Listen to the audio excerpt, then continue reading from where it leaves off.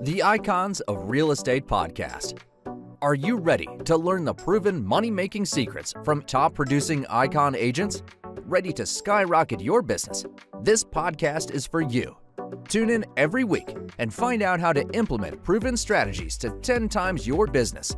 From $3 million to $30 million in just 12 months. Brought to you by the Masters in Real Estate Marketing, Arter SEO.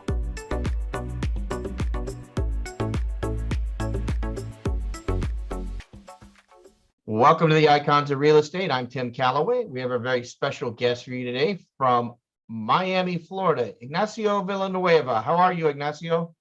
Very good, Tim. So nice to be here with you. Thank you for the invitation. Yeah, I love having you on the show. Obviously, as most of my listeners know, I do live in Southeast Florida as well. So I imagine Ignacio and I have tons to talk about. I always lead off with the first question. And, Ignacio, were you a young man, tugging at your mom or dad's heels saying, hey, I want to be a realtor at age 6 years old? Or did you fall into real estate? How did it happen for you? I actually kind of fell into real estate, but looking back, I think it was written in this. I mean, it was always going to happen one way or another. I quick elevator pitched myself. I'm originally from Caracas, Venezuela, where I was born and raised. I went to law school in Venezuela, so I'm technically like a bar certified lawyer, and I could practice law. I want to go back with, not that I do.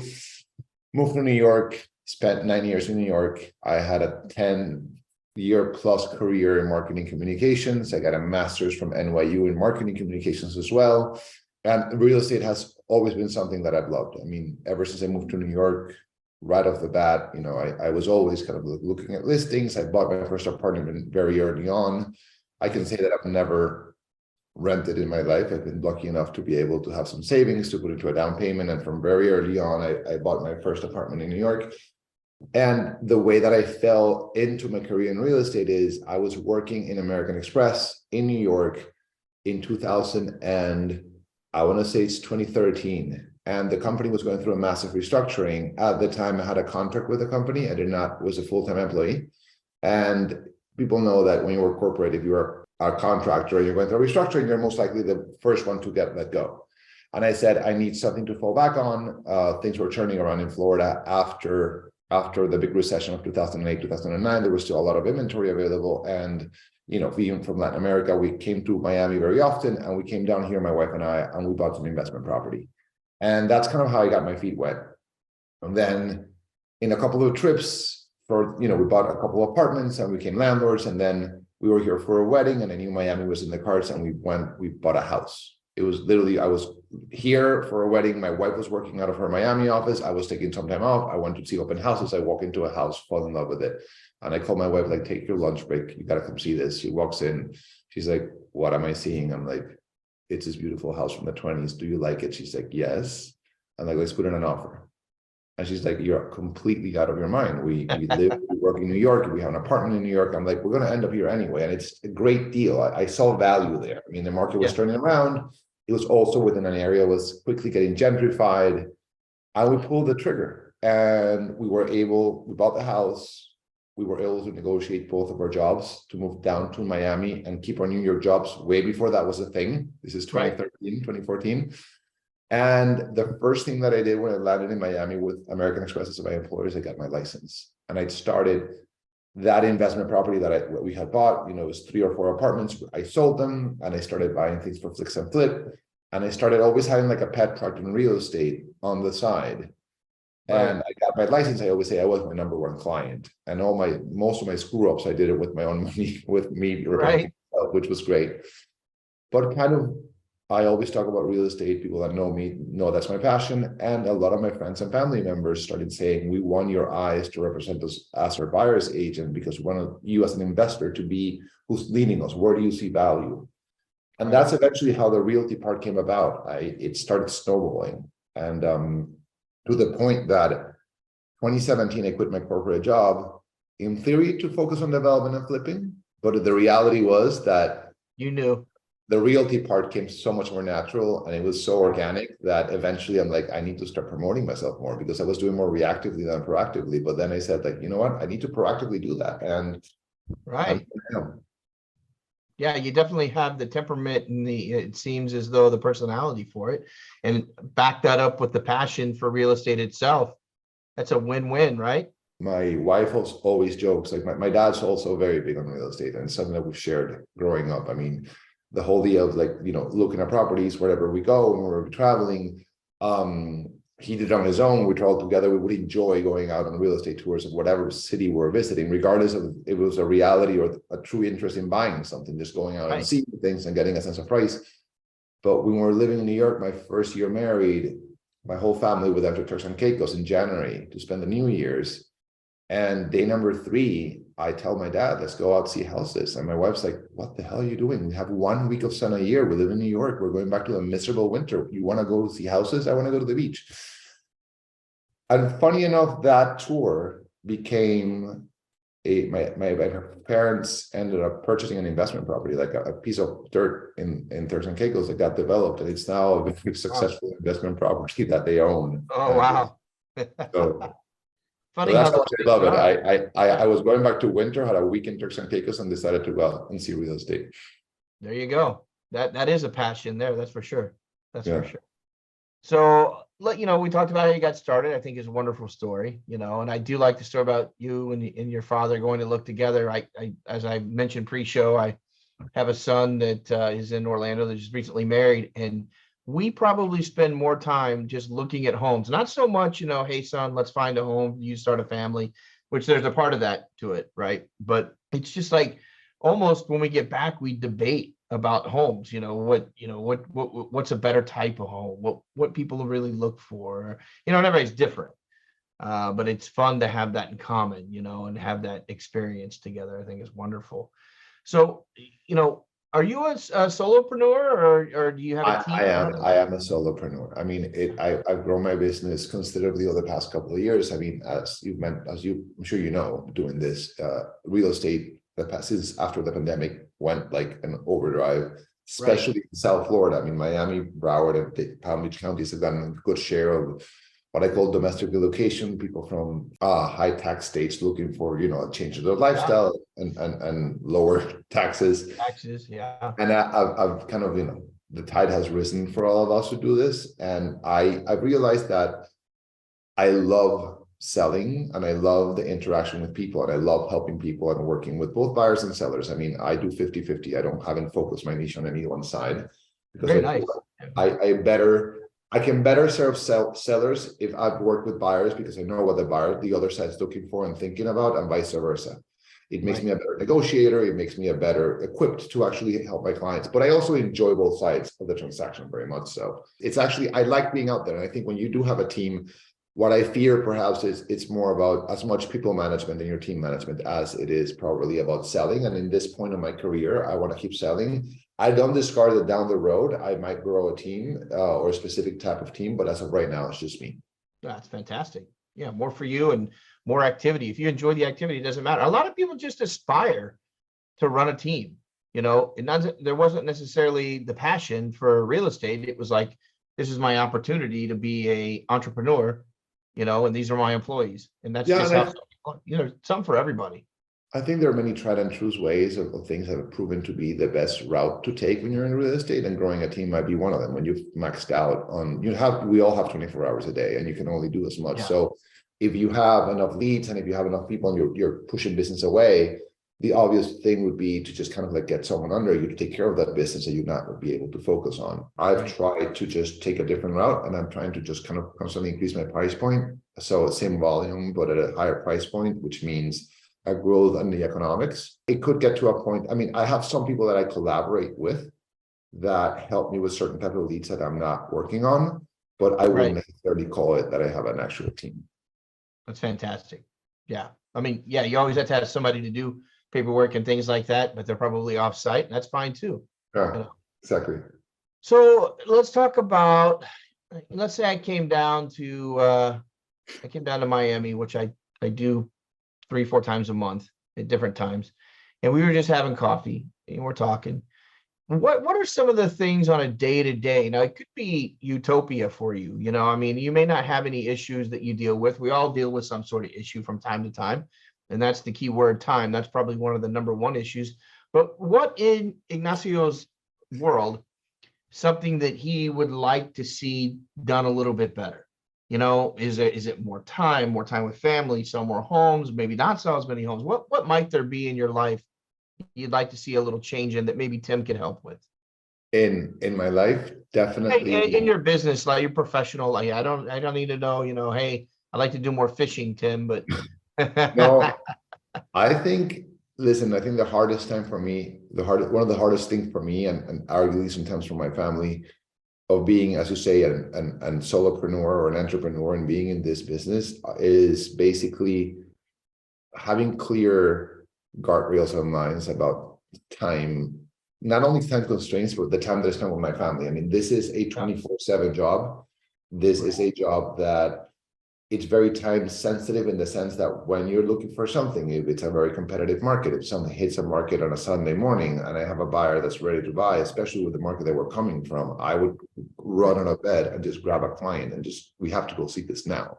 Because we lose it. And if a contract, inspection period ends at midnight on a Friday, then you're kind of after hours on Friday, perhaps negotiating something on the phone when you might be having special, dinner with your wife. So I think having better boundaries with my perhaps with my time, it's something that I think I would like to get more of, and that's 100% perhaps on me, on the way that I interact with my clients. But I strive to, if you're trusting me enough with your transaction and I have to show up, the reality of this business is I'm very much a family man. I have 3 daughters and I try to be as congratulations. Yes, in their life as I can. So I have a schedule that most likely allows me to take my daughters to ballet practice and recital every Tuesday afternoon. But it also means that sometimes many Saturday mornings and Sunday mornings, I'm not there at home. I am out with buyers because it's arguably, or even with sellers, I mean, it is arguably the best time to see real estate when people are kind of free. It's over the weekend. Right. And this just came to me. This isn't a normal question, but I thought you're the type of person who could probably answer it. Since society has gone so close to so many people working at home or working independent of going into an office, that you're showing more houses during the weekdays or doing more business during the weekdays than previously. I know, I mean, I'm really old. I started in business in 1991, and really you could take Tuesday through Thursday off, if you wanted, if you just wanted to be that type of guy. And then Friday, Saturday, Sunday, Monday, you did all your work. Are you finding it a little more balanced out now that people have flexible schedules? Yes. I mean, yes, but also I think I have to factor in the reality of, again, the market that we've come through in Miami specifically, where it's been such tight inventory that buyers have become very, very disciplined in knowing that, even if those that have office jobs, even those that had to be sitting on a Zoom call forever or have to go into an office, if something became available and you can only see it at 3 p.m. on a Tuesday, they show up at 3 p.m. on a Tuesday.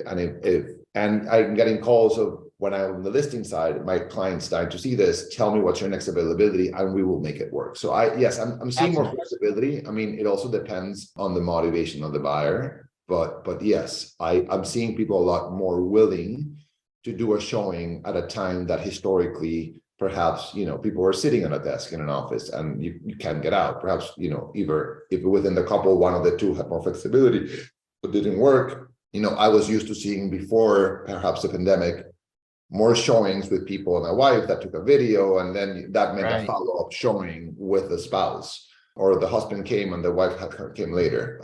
But nowadays I am finding more and more that people are being more flexible as we're landing definitely in a more balanced market. It's going to be interesting to see if that's really still the case, if the reality was because of the flexibility in the workplace or because of the true motivation of certain buyers to.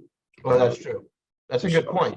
Yeah, that's a good perspective. I didn't even think about that the motivations were different over the past 2 years. And now that we're seem to be normalizing, if you want to call it that, we go back to old standards.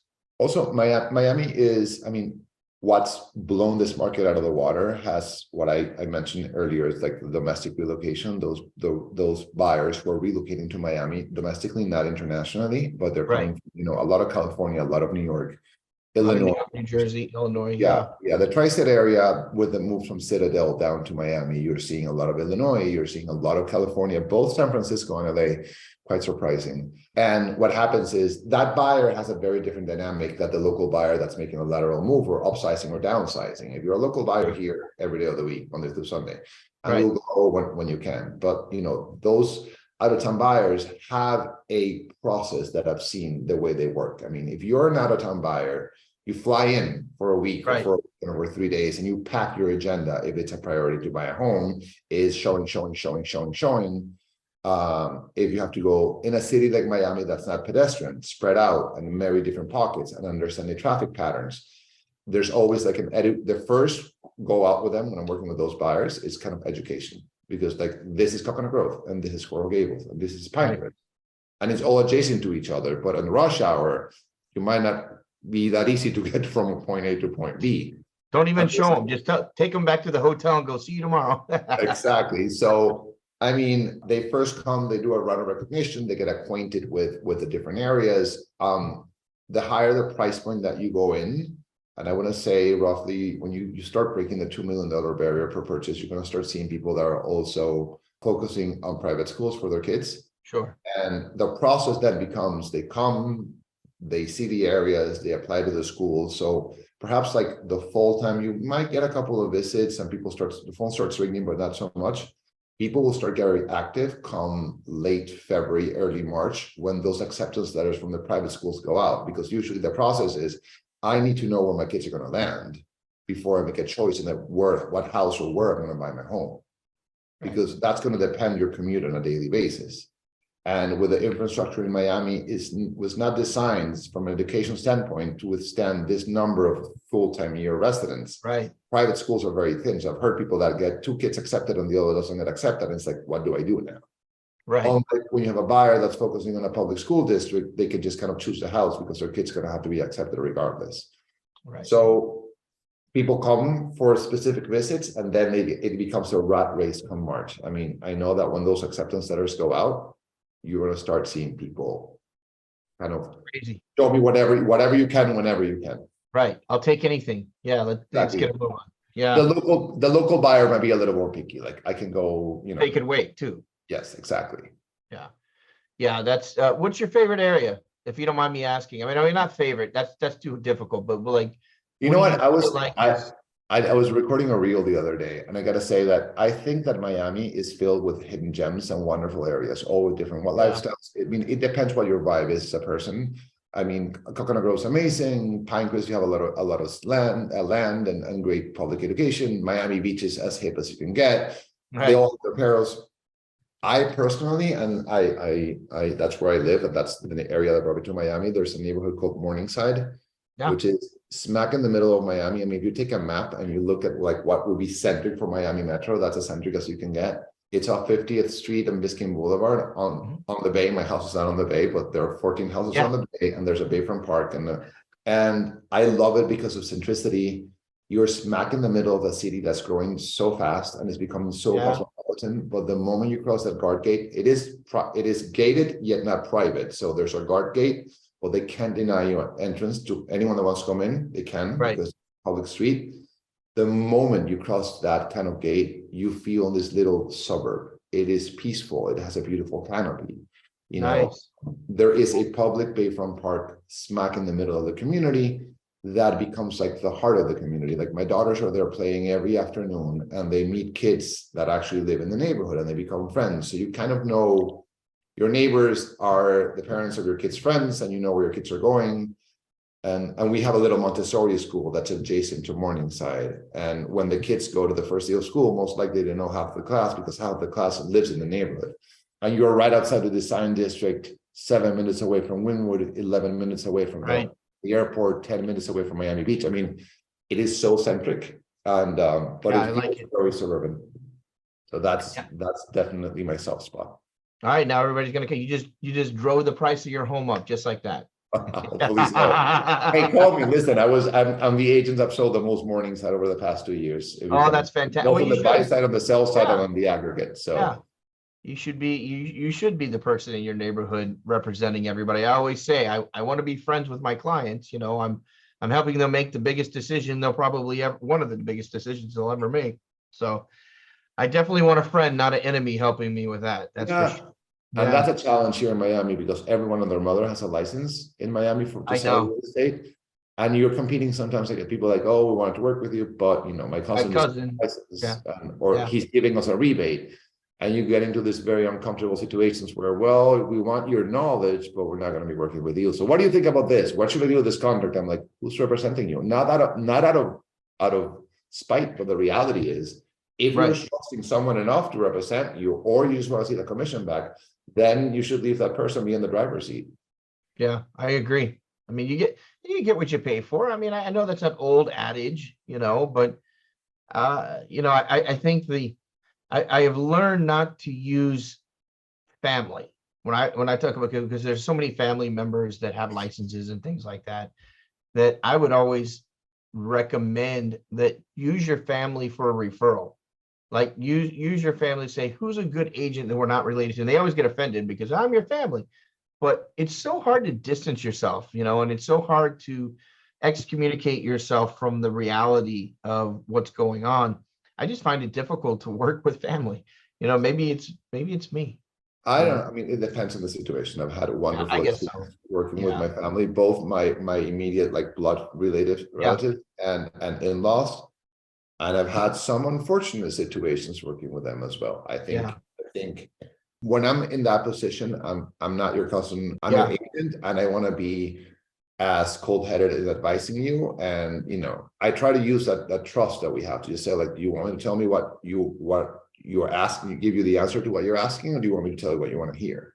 Yeah. We say that, and I have left things in writing just for the record, A, B, and C. This is what I think about this property. This is what I think about this area. Because if ever comes back to that, I want to make sure that it might be an unpopular opinion, but you have to, that's the job that you have to do, especially in residential real estate.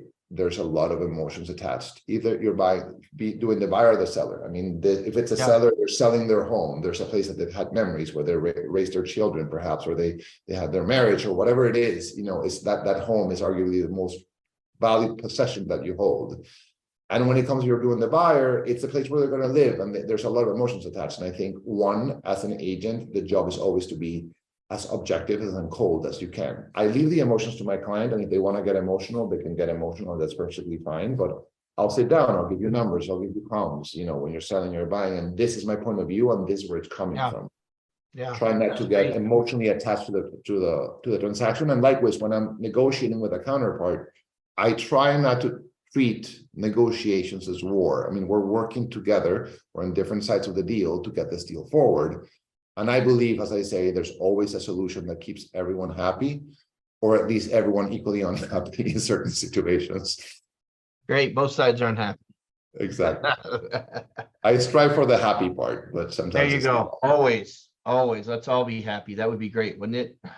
Yes. I think that might be a dream now. So I'm coming to the kind of the end of our programming time here, Ignacio. But let me ask you first this. How does someone get in touch with you? What's the best way to get in touch with you? Listen, I think the best way to get in touch with me is my phone, which I'll leave. I mean, my Instagram account might be the best way to get in touch with me. It's at browsing, the number 4, and then the word housing. Browsing for housing, but it's a Browsing number for 4 in the middle. Browsing for housing. And you have direct buttons to both my email, my phone, my WhatsApp, if you use WhatsApp, if you want to text. Use it every day. That can be, So if you just, or a DM through Instagram, I do kind of, it's a platform that's been great for my marketing, and I get approached a lot through there. And it can be I've gotten questions like, what do you think about growth for certain areas, up to like, we would love to meet with you to see we work together, or I want to see a listing. So Instagram is perhaps a centric place where you can go and kind of connect with me through different platforms. Okay. So this is the part of the show, Ignacio, that I like to leave it to you the last 2-3 minutes, and to kind of share what's on your mind, your heart, your soul. It could be about your family, it could be about business, it could be about Miami itself, anything you feel like you'd kind of like to put out there to everyone. And if you feel like, hey, I just want to talk about work, that's fine too, but whatever you feel like you need to share with people. Take us out. I think it's going to be a point of a midpoint between life, family, and even work because of what I do. And I think especially where the world has changed, and I think everyone and their mother has said this 1,000 times over the past couple of years with the pandemic and the way we see life, the way that we work, the way we interact with our families.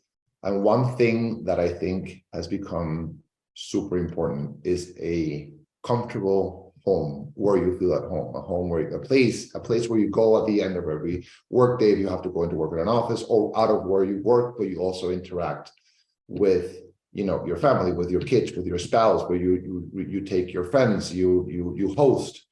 And I think the way that I see life, where I like to put the most amount, the biggest part of effort is having the best home that I possibly have, because that's where life is happening every day. It's where you want to feel safe, it's where I feel comfortable. And that means many things for many people. Certain people might want something big and comfortable, something small, well located. They want a yard, they don't want a yard. When you're looking at your net worth and your investment, what to do with it, even if you're renting, always pay special attention to where you live, because a big part of your life is going to happen there, especially nowadays that we have hybrid models and you work from home, and that's when you raise your children. Is just always strive to have the best home you can possibly afford. If that means having a nicer car or traveling less, because that's where the bulk of your memories are going to be made. And hopefully the bulk of your happiness is going to happen is within your home. Great advice, sage advice, Ignacio. Ignacio Villanueva with Compass in Miami, Florida. Ignacio, thank you so much for being on the program. I've really enjoyed it. Thank you so much. Have a great new year and be safe. You too. Be well. Bye-bye.